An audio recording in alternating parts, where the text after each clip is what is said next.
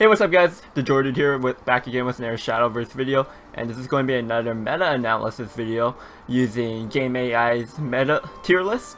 So of course this is slightly over a week since the November patch, so the changes to D-Shift, Sybil, Caribos, etc. So let's go through like the tier 1 and tier 2s and just talk about what my opinions are about the meta right now and the decks we are seeing that are doing well on ladder and in tournaments. So if you guys don't know what GameAI is, I'll have the link down below in the description so you guys could go check out their website. The site's originally in Japanese. I'm just using the Google Chrome translating feature just to make things easier for you guys to read, myself included. Of course, the translations sometimes are a bit weird, but you guys get the gist of it. So looking at tier 1 first, we see Aggro Force being tier 1. Alright, so we can see here the deck list. So this is pretty close to what the standard Aggro Force is. There are some changes. You could go for the Blessed Fairy Dancer build or the build with the tutors in it. So this deck, personally I'm using this build of Aggro Force and I'm finding it really good. I really like Aggro Force right now myself. It's a deck that I've been playing a lot on ladder as well as on Shadowverse ratings. So I think Aggro Force really does fit well to be top of tier 1.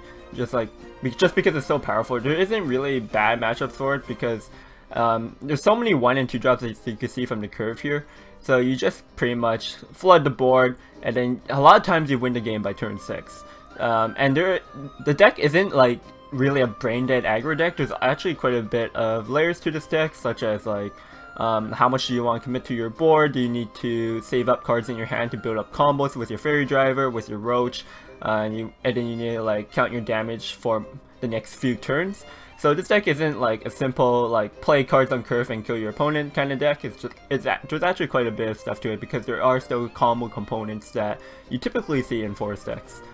For the second deck we see Mysterious Witch, which pretty much translates to Dirt Rune. And so the Dirt Rune that they have on the site here is actually more of a mid-rangey build. As you can see, it's got Professor Taboos, but it's still Dirt in nature, like especially like with the lower curve end of Dirt Rune are they're just more aggressive because you have so much burn. You have the Levi's, you have Master Mage Levi and Old Levi, Mutagenic Ball.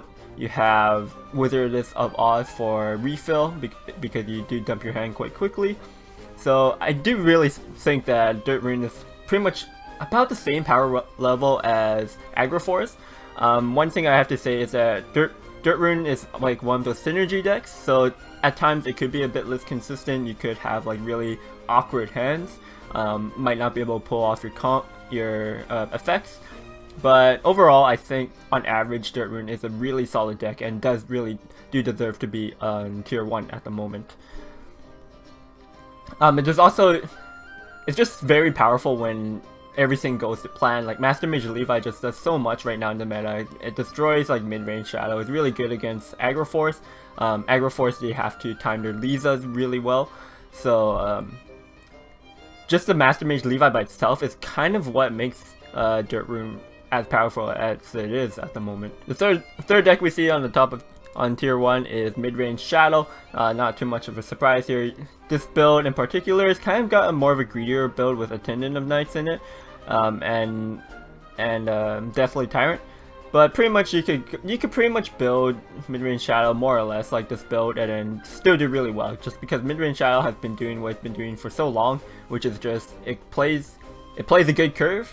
And then it has a good finisher in terms of Ector, right? And Thane. There's just so much ways you could develop followers onto your board because you have like Zombie Party, you have Thane, you have Ector, you have all these skeletons. So Midrange Shadow, of course, is a really good deck. And this deck, along with Aggro Force, is what I've been playing as my lineup on Shadowverse Banes, and it's been doing really well.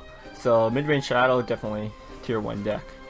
Next up, we see Aggro Blood being in tier 1 still, and this kind of makes sense. Like the nerf to Caribos didn't really change anything. Like they have the Decklist where it's pre-nerf actually with the screenshot.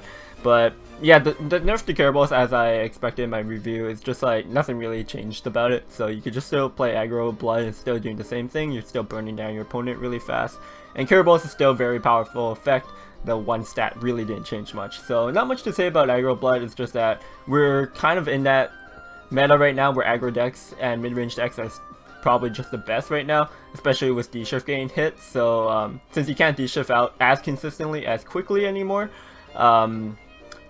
these mid-range aggro decks are just going wild.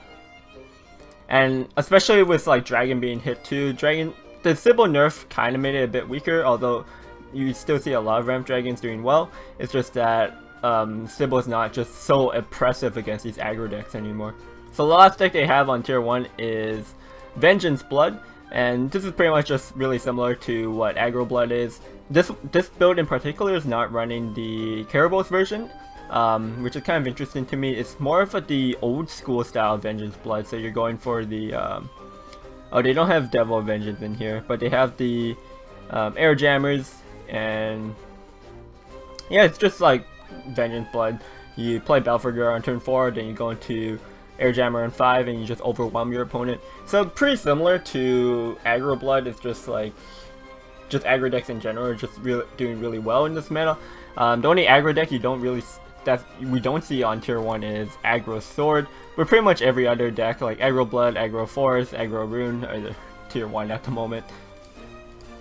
So that wraps up like the tier 1s, and to be honest, like I'm really not surprised at all about all these decks being in tier 1. It's pretty much, really does reflect what we see on ladder, and basically what decks are doing well. If you follow players on social media or anything, you'll often see them post deck lists, and they're pretty much just these decks. So this completely makes sense for tier 1. So I'm not going to go into the specific deck list for the rest of like the tier 2, tier 3s, but I do want to look at this OTK Force to see what build they have up here.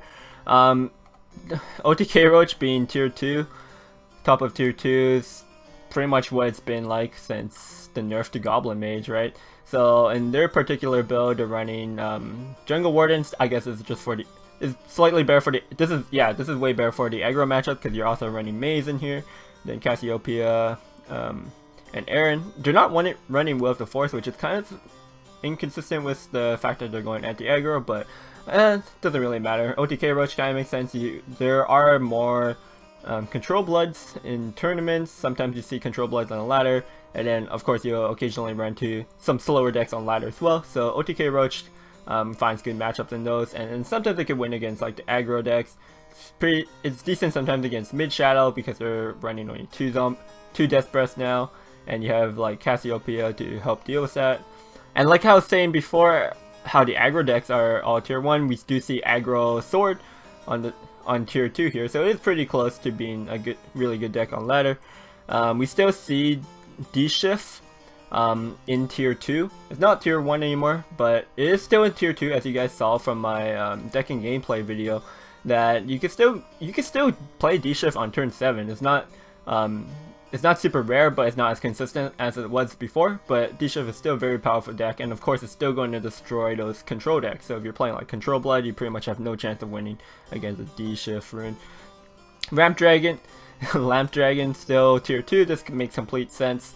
The hit to Sybil was kind of hurt them, but Dragon does Dragon things. They can ramp up really efficiently and then just play big things. They still have Saha Quill with Itherfill, which is very powerful, of course. And then the build they're featured on the site is actually more of a slower anti-aggro build. So as you can see, they have Rahab in it, and they have Lucifer for extra healing. And this build this is just Ramp Dragon. It's not running the Queen Storm combo, so instead it's running Polyphonic Roar. And then the last deck in tier 2, they have Stormhaven, which kind of makes sense. Like Stormhaven isn't as good as the aggro decks, but against like mid-range and control decks, Stormhaven is pretty good because they can't interact with the amulets, and then the amulets pop, and then you have Stormed immediately, which is in some cases better than just trying to build boards and let them stick for a turn to go face. So in tier 3 here, we see Neutral Forest. That makes sense after the hit to Staircase of Paradise. which is a super big hit for neutral forest. They can't get Beauty and the Beast consistently on turn 6 anymore, which is pretty much their power point of the deck. PDK Dragons down to tier 3 again because of the staircase nerf, making the deck a lot less powerful. You don't get as much gas as quickly anymore. So PDK Dragon falling down. Midrange Shadow, not really relevant deck. Control Blood tier 3. This could possibly move up to like tier 2 in the next meta, or in the next tier listings, because we are seeing it a lot more and it's doing quite well, like especially against a lot of the tier 1 decks. So Control Vampire could move up to tier 2. Aegis Haven and Elena's Haven tier 3.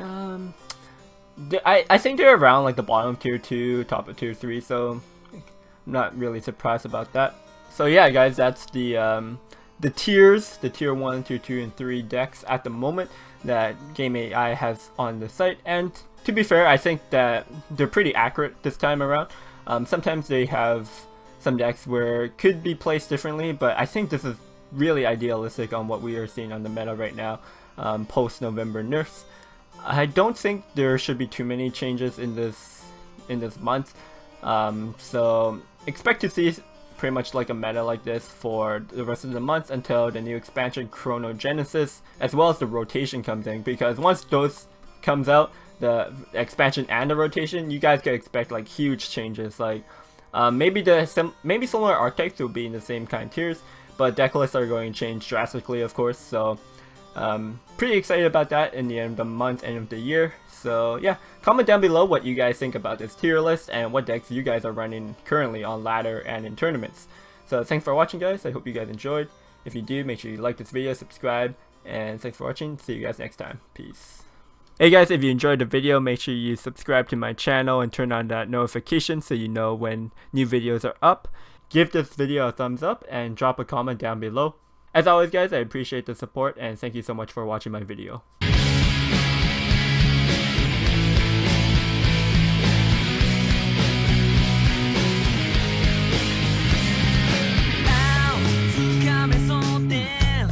Tsukamena ina, asa mo yara.